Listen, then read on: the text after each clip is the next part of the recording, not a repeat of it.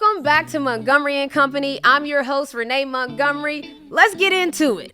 Sports and television. So the Lakers are currently leading the NBA in nationally televised games for the 2024-2025 season with 39 games, followed by the Golden State Warriors with 36 and the Boston Celtics with 34. So you may be thinking, this feels a lot like last year. It does, because I do believe that the Lakers was at the top of the list last year, and Charles Barkley and his crew kept asking the question, why are the Lakers on TV so much? The simple answer is because of Laker Nation, Lake Show, whatever you want to call it. TV is based on ratings, and I mean TV ratings, not the sporting ratings. So we're all, as sporting fans, maybe thinking, of course the Boston Celtics should have the most games on TV. They're the national champions, and maybe the Boston Celtics TV rating is not as high as the Los Angeles Lakers TV rating. So that's just a little 101 of TV business and sports. Now on to the college students, man. Shouts to the class of 2028. Our college students who are just moving into their dorms this month. Shout out to the parents. Shout out to the caretakers who are getting them all settled in and ready to take on college and honestly take on the world. I can remember when I left home to attend the University of Connecticut, and my main fear was that I wasn't going to make it in sports. It was like, am I good enough? They got players coming from New York. They got players coming from California. Does West Virginia stack up? And of course, there was the school thing. I wasn't necessarily so worried about it, but it's a good thing that sports prepares you for life, because I did well in school. I was an honors student in school, but nobody really cares about that because I was an All-American at UConn, and that's the point, kind of. So to my student athletes, here's the thing. You can get overwhelmed because you don't only have to be a student, but you got to be an athlete. And a lot of times it feels like you're an athlete student because that's just the way it rolls. Like, you're not going to tell coach that, hold on, coach, I'm late to practice because I was finishing an assignment. Well, you might tell your coach that, but I would have never told my coach that. The thing is, you got to learn how to balance life. You're not going to have somebody checking on you to make sure you're on time. It's like everything's kind of on you, but that's kind of what we're built for. There's a reason that only the top 2% of athletes go to college, and that 2% from college goes to pro, because you're built for it. So just know when it gets heavy, you were built for it. And for my first year college students, don't put too much pressure on yourself. Enjoy college life, but also don't forget to focus on your books. Go to class. That's a cheat code. Go to class. Lean on your support system. Ask for help when you need it. Seek out mentors that you can learn from. And just know, we're really all rooting for you. Like, for real, I'm definitely rooting for you. And so that brings me to my MVP of this week, 15-year-old Heman Bekele, who is this year's Time Magazine Kid of the Year for inventing a soap that could help treat cancer. Now, help treat cancer, yes, I said that. Heman said this: a lot of people have this mindset that everything's been done, that there's nothing left for me to do, he said. To anybody having thoughts like this, I'd say, we'll never run out of ideas in this world. So just keep inventing. Just keep thinking of new ways to improve our world and keep making it a better place. Now, kids is always going to make something sound simple, but I love it. Because at 15 years old, he did something that I ain't even done. None of us has done at whatever age you are. So he's right. Keep inventing. Keep creating.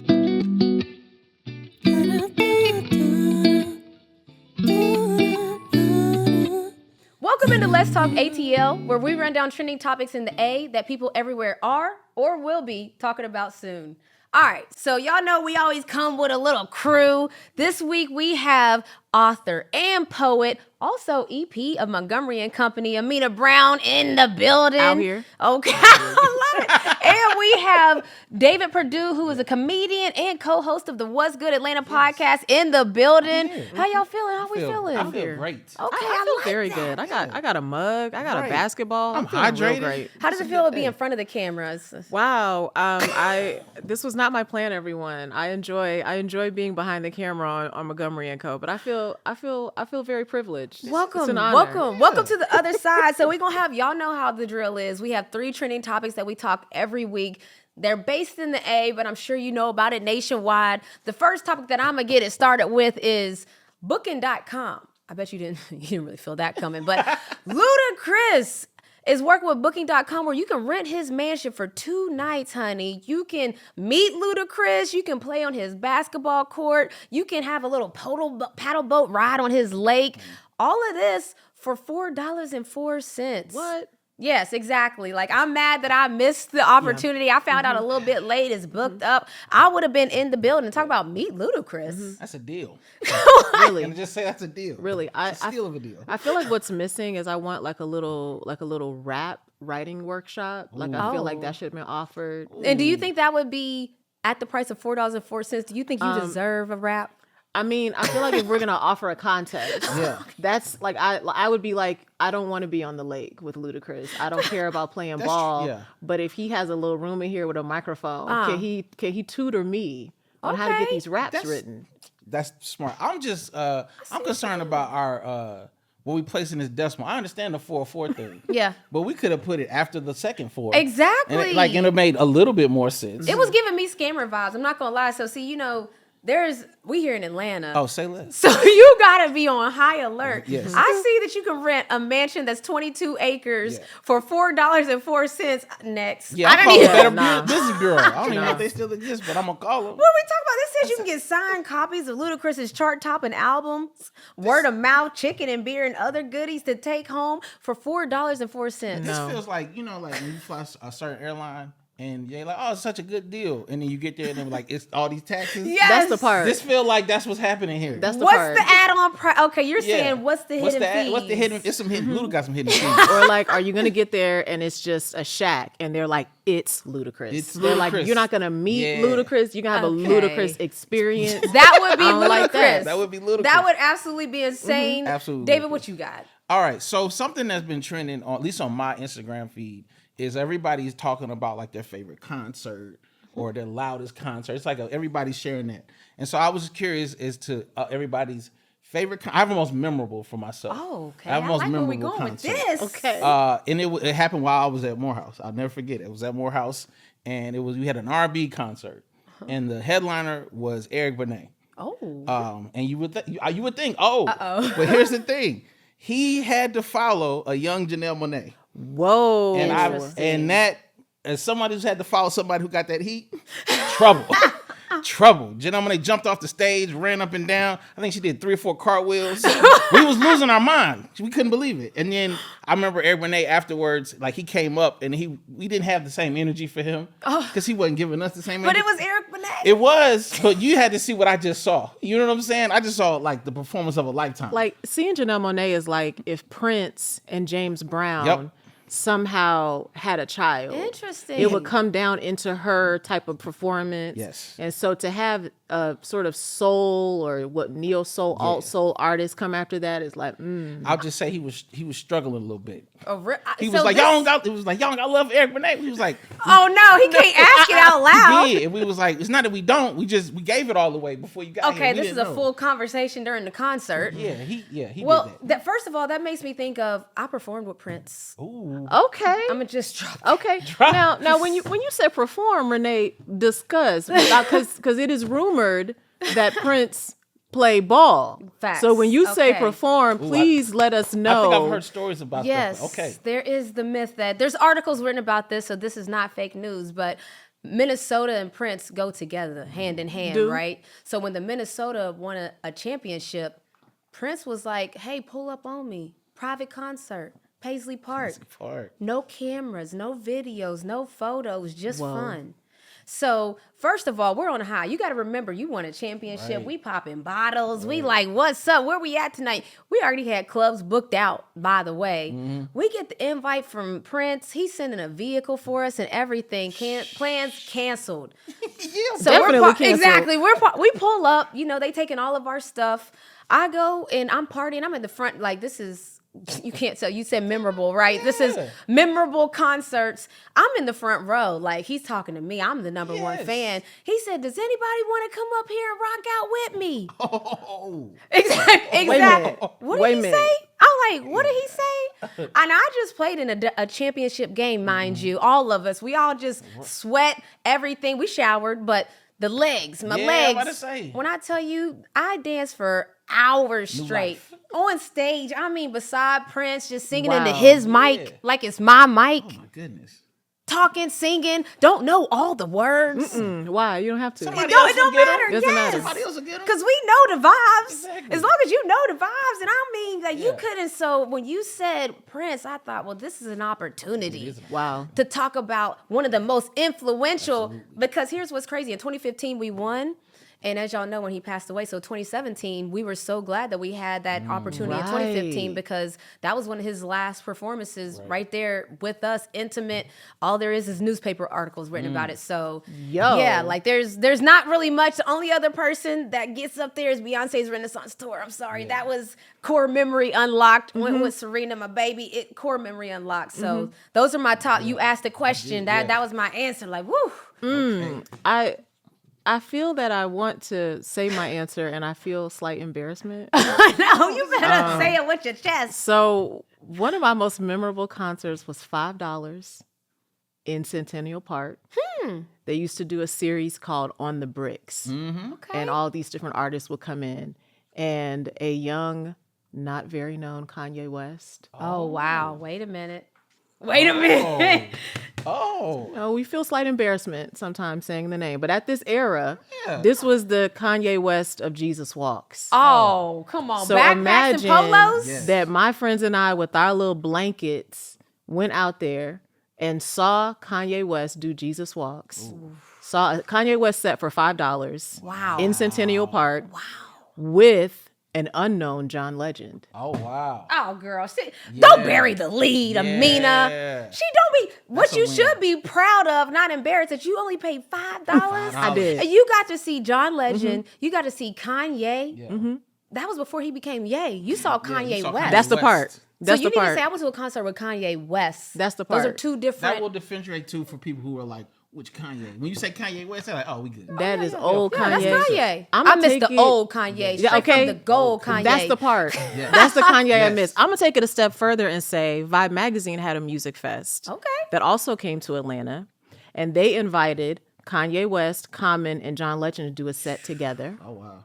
And they closed the set with then unknown song Gold Digger. Nobody had ever heard it. Oh, whoa. So we are in what was then Phillips Arena. Yeah. Okay. Like hearing this song, and we're like, yo, this sounds dope. And then when he gets to that last line, the whole arena, oh my gosh. She ain't messing with no bro. It's so crazy because I have this thought. Do artists know a hit when they make it? Like none of us are, you're an author and a poet. Do you know when you write some fire that this is about to be the one? Is this the one? Sometimes. I think you do know sometimes, like you feel like something in it feels electric, but you're not going to know for sure until you get it out there. And that means sometimes you're surprised that you made something and the crowd loves it more. Yeah, because it's like you can't really depend on family. Because I'm going to tell you right now, my son, he's writing his, he got his little EP coming out, Algorithm. Everything he plays for me, I love it. So I'm not really, it's like, don't ask me, baby, because you killing it. Like, you're going straight to the top. Yes. So it's like in that studio, I'm sure that there's everybody are going to be like me. Like, you're going to be Bob and you're going to be, because Russ just said, and Russ, just to get an idea of Russ, he's put out 525 songs. And Russ just said, like, this most recent song that he put out, he says, I think this one is the one. So I'm like, dang, so they know, like, even on the ones, like, he got this song Fendi Bucket that he was like, he made real quick. It's one of my favorites, but then, I don't know, I just always wonder, do you know a hit when you hear it? You're always chasing it. I feel like even as a comedian, like I might think of something and I'm like, oh, that's good. And then it might be good. Yeah. But then it gets better. Yeah. You learn, you toy with it a little bit, but like I think everything that we put out there is like has its own journey. And so once you just got to put it out there. So when you're listening to the crowd, you tweaking your stuff for, they really like this second. Yeah, absolutely. Yeah. And you the same. All day. Wow. That's how you know if it's dope to me. Because sometimes I'll have a thing that I'm like, I know this is dope. And I'll take it out to the audience like, you know what? Yeah. That wasn't dope. Yeah. Humble yourself, baby. Yeah, it's like, dope. Yeah, like everything could be like in sports too, where it's like, I thought I worked hard. I thought I was prepared. Yeah. But when you get that good old fashioned whooping by a team and you be like, okay, everybody at practice tomorrow, lock in. Because we thought we was doing something. We ain't doing it. Look what they did to us. Got some work to do. We got some work to do. Absolutely. All right, we got some work to do. Amena, you got anything? Yo, I'm gonna take us to our indie music scene of Atlanta today.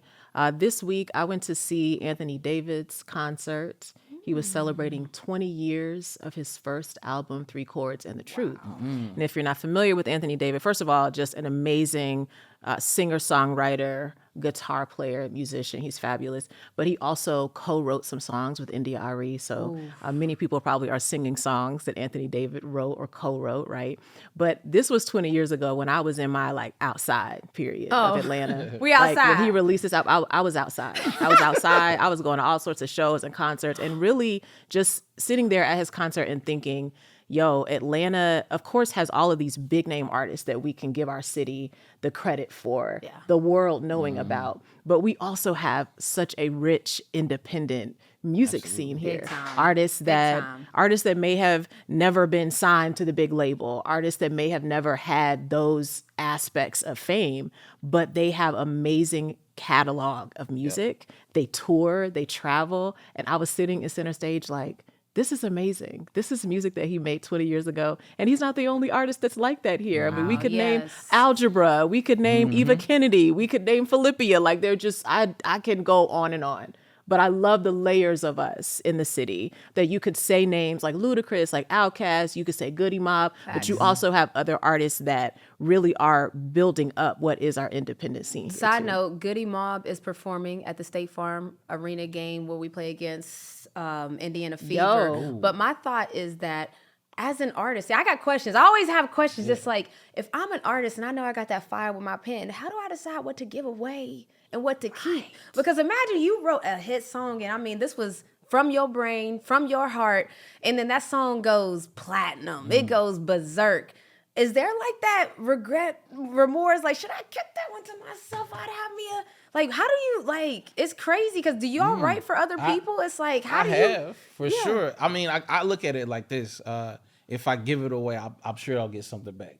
Right? If I can't hold on to it. You know what I mean? If it comes to me, that's inspiration. That's not my own. So if it belongs somewhere else, it belongs somewhere else. You know, that's how I look at it. I like that. That was so spiritual, David. Yeah. It's not even Sunday, but I took you out of church. Right. I feel like, because the first thought would be like, why didn't you just put it out in the world then? Because I might not have everything that needs to get to that finish line. But I got to do my part. Like, if I get that inspiration, I got to do my part. So if it is, give it to somebody else, you give it to somebody. There's been plenty of times we've been in a green room with another comic, and we both have an idea, and I'm like, I know what I would say with it, but I know you could go further with that. Wow.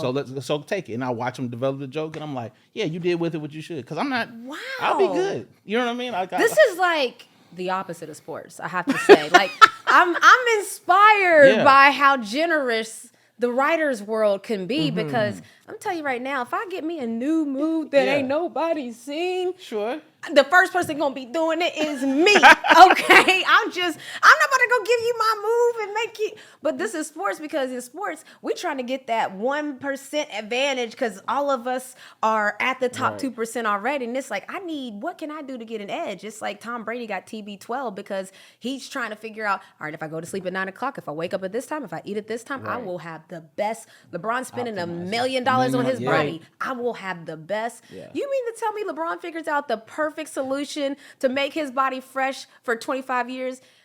When he retires, he might be dishing out that program, but you think he's going to be... I just think that... But maybe his teammates get it.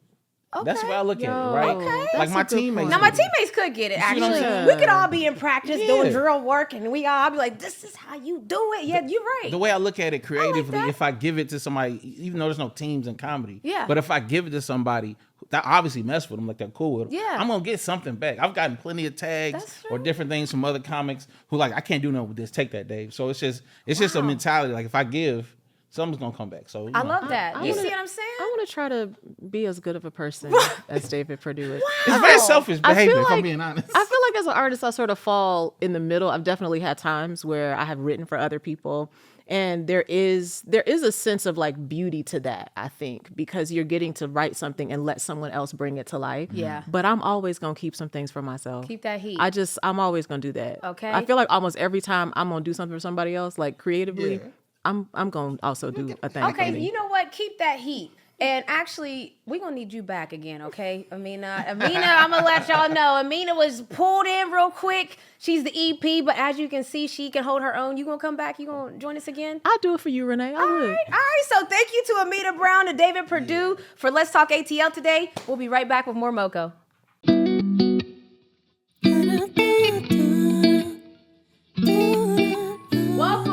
back to MoCo Family Business. Listen, I'm always happy to have the MoCo crew here, and we got the full squad. We got my wife Sirena checking in. We got my sister Shay. Hello. We got my niece, my Pooh Bear, Shayla in the building, and y'all know Snooka Booka. She's back at it again. That's my mom. I call her Snook. And of course, we got Cole tapping in from Maryland. Let's go. So you guys, y'all know that there's a lot of situations that happen in the world, and we call this a generational conversation. We even got Gen Z in the conversation now with my niece pulling up. So sometimes people want our advice about what they should do. Should they mind their own business, or should they make it our family business? So let's check out today's MoCo Mailbag. All right. So, dear MoCo, my oldest child started college this year, and I'm a mess. I'm proud of who my child has become, and I also worry about them being so far away from home and on their own. What advice would you give me to be there for my child without being the overbearing parent that I sometimes can be? Signed, Dear Mama. Okay, so crew. All right, so crew, I mean, what should they do? What should a parent do to help their child heading off to school? Pooh Bear, what kind of support do you feel like you're about to be a freshman in college? What do you wish was happening from your parents? Just let's hear it all sound off. Let's get it started, Shay, because you are literally in this position right now. Oh, yes. I don't know if I have good advice for this because I'm a smotherer myself. Yes, I'm very overbearing, and it's hard to let go. I think this summer has been good for me because she's 18 now, so this summer she's kind of been on autopilot. She's doing her own thing. She has her own schedule. She checks in with me every day, but she's not always at the house like I'm used to, so I've kind of gotten eased into her, being her own and independent, but being in a different state is a whole different ballgame. So I think it hasn't completely hit me yet. I'm here to drop her off this weekend, and so I haven't actually, I don't know. I think once I drive off and leave her there, I think it's going to hit me really hard. But it's so much you go through the senior year that you really don't have time to think about it until it's here. Yeah, they've been moving Pooh Bear in. My niece, if y'all see me at Georgia State University, it's because my niece right here, Pooh Bear, is a cheerleader on the squad. So you're going to see her at the football games. You might see me at a basketball game. Pooh Bear, what kind of support you feeling like you need headed into college, new state? So I think my mom has really prepared me to be on my own. Like, we have the calendar, the infamous calendar that has all. What's the infamous calendar? It has everything. If it's not on the calendar, it does not happen. That's what I always tell her. So I just started putting on like our pep rally, our practices, and all the other things like my school. So she's really helped me stay organized and everything. I know that I need to call her every once in a while. So what you mean? What's every once in a while? Shay, do you think she should call you every day? No, well, not call. At least check in with a text, a phone call, something. I need a check-in at least every day. Yes. Serena is already fearing our baby is a senior this year. First of all, I've been dreading this since he went to ninth grade. Since he went to ninth grade, I'm like, he's about to go to college in ninth grade. And now he's a senior. So I'm definitely feeling like the empty nesting coming on is like right there. Oh, she's definitely in it. Yes, I'm definitely going to be one of those overbearing moms. I already know now. I am an overbearing mom now. I mean, the helicopter is a term of endearment. Moms are overbearing. It's just the way that we are. Yes. I don't know. I mean, Cole, are you an overbearing mom? Yes. Right, thank you. So how did you handle it? You sent off all but one off to college. So you've done this multiple times. Snook too. 3 boys to college. Yeah, so Snook and you are already done the trick. So what's your advice? Well, I can't speak on girls because I think it's a little different. But by the time my sons were going to school, I was literally ready for them to be gone. I needed a break because, like you said, you have to start letting loose of the cord a little bit, and you let loose, and then sometimes it seems like they took a mile, you only gave them an inch, and then they're eating up everything, and then the jokes, and then they're playing around too much, and you're like, they're 18, they should be not playing as much as they do, but they play too much, and they're rowdy, and then their friends are just like they are, and then by the time it's time for them to go, it's like, it's time, I need a break. So that first Cole, are there different rules for boys and girls? It seems like Cole brought up something that I think I've heard that moms treat sons and daughters differently.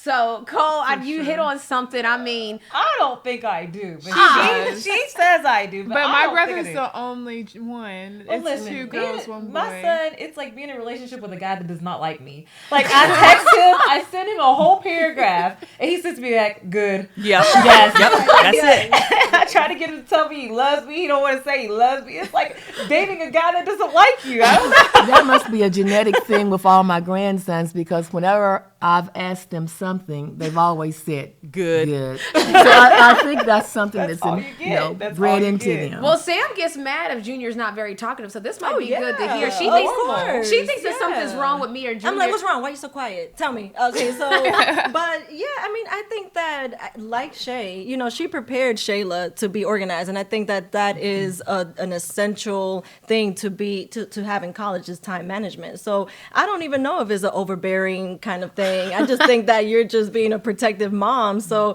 I think that, Cole definitely helped me loosen up a bit. Oh, yeah. A lot. At Six Flags, right? No, at Disney World. Oh, so Disney Angel World. was 12. Angel was 12, and he didn't want to hang with me. He to go on the rides, and I was so devastated. He wanted to go with the group of kids, and I was like, "Oh, it's happening!" And then Snook saw me crying in the room. She was actually really crying, y'all. So I want y'all to understand. We was in a happy family vacation, Disney World. First of all, I was looking forward to going and riding the rides with him. And my Diddy was there, and he said, "The rides is for the kids." He said, "Oh no!" Well, we should tell she has one child. Yes, thank you. And then that's what I told Snook. I said, well, you at least have 3 that you can, just experience the different things. But she's like, oh, it's just 3 different heartbreaks. They're just 3 different times. And I felt that. I love the Pooh Bear. So I'm gonna ask you, going into school starts for you August 26th. Monday. Wow. That's what. So MoCo Monday, school starts for you. Like, what are your feelings right now? Like, this is your first time staying away from home. I'm very school driven. Like, school's always first. So yes, I'm nervous, but I know I need to study. I need to go to the library. I gotta get my books. Are you gonna be outside? Is my baby gonna be outside? I'm not that outside type of person, but I am gonna, spread my wings and let loose. My mom wants me to let loose. I told her she's very uptight. Like, if we go out, I'm the one dancing and singing. Like, and she's like, "Mom, no." She's like her grandfather. Yes, very much so. Yes. And, all right, well, it's the genes. So you really feel like, for Pooh Bear, it's a little bit different because I already told Sirena was already like, we need to get her a key to the house. We need to get her everything. A key, a fob. I told her she does not need a key fob over there because she needs to be living on the campus and going to her classes. But what if I want to go to Atlanta Dream Game or something? Okay, you don't need a fob to get to the game. My sister Kim is already telling her, well, if you need anything, need me to pick you up, call me. My teammates, so I have some of my UConn teammates that live here. Brittany Hunter already put her number in Pooh Bear's phone. It's kind of like Pooh Bear. So Pooh Bear has a soft launch in a sense of she's leaving home, but she's actually going to where this is home. For the UConn folks. This is the baby that was wearing this is the one. Everybody asks, it's not that niece, is it? This is that niece that was wearing the UConn cheerleading outfit that was with me at all the UConn games. My baby done made her way to Georgia. This is the stuff that makes me emotional. Yes. Sam been crying a lot lately. We was watching a Democratic National Convention. Okay, I think a lot of people cried for that. Okay. There was that part, the part about gun violence with the moms that lost their kids to gun violence. Oh man, no. That was sad. But Sam I was over there wiping tears so everybody wouldn't see me in the front of the TV. We saw you. Oh, sorry. we all saw you. All right, so listen, that's all we got for this week's family business. I guess just to sum up all the advice is that if you have boys, it's probably going to be easier than if you have a girl because boys are already a little bit more detached, a little bit more, like Shay said, it's like dating somebody that don't really like you. I'm like her broke best friend. That's what she calls me. Pooh Bear, the daughters are like your broke best friend, meaning you got to pay for everything, but you love hanging out with her, girl. You love hanging out because I know Shay, she sent about 50-11 boxes to my crib. Every time they're hitting me up talking about, so you got more packages. I said, more? I thought Shay said she's sending a few packages to the house. I get home, there's literally probably about 25 plus boxes that I'm sure Shay gonna have to take a whole nother job after moving Pooh Bear into that luxury dorm room that they put together. But all in all, take some time right now. Hang with them babies because it happens fast. They about to leave. My baby's about to. I am going to miss Junior too. Yeah. I just don't express it the same way she does. But I'm going to miss my baby too. That's all we have for this week's Family Business. Thank you to Shay, Snook, Pooh Bear, Cole, and Sirena. And we'll be back with more Montgomery and Company.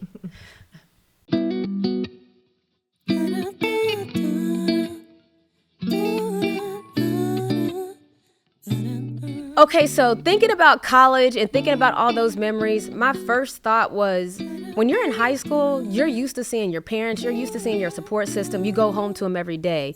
But when you go to college, there's this feeling of that you could feel alone. You're not, because remember, we're all rooting for you, but you could feel that way. So while you can or when you can, pick up a phone, FaceTime. It's honestly why I started Montgomery and Company, which when I started it, it was called Remotely Renee, because I was trying to connect while being remote to my family. Every week I wanted to check in. How y'all doing? How y'all feeling? What's up? And we just continue to do that check-in, and now we just call it Family Business. So that's all we got for this week. I hope I'll see you back next week on Montgomery and Company.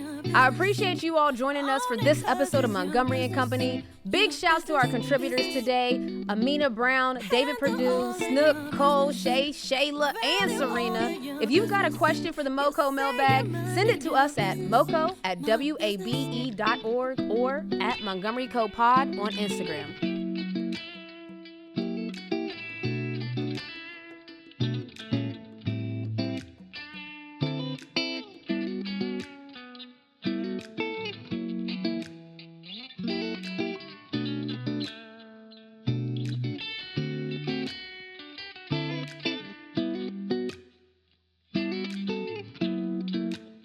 WABE.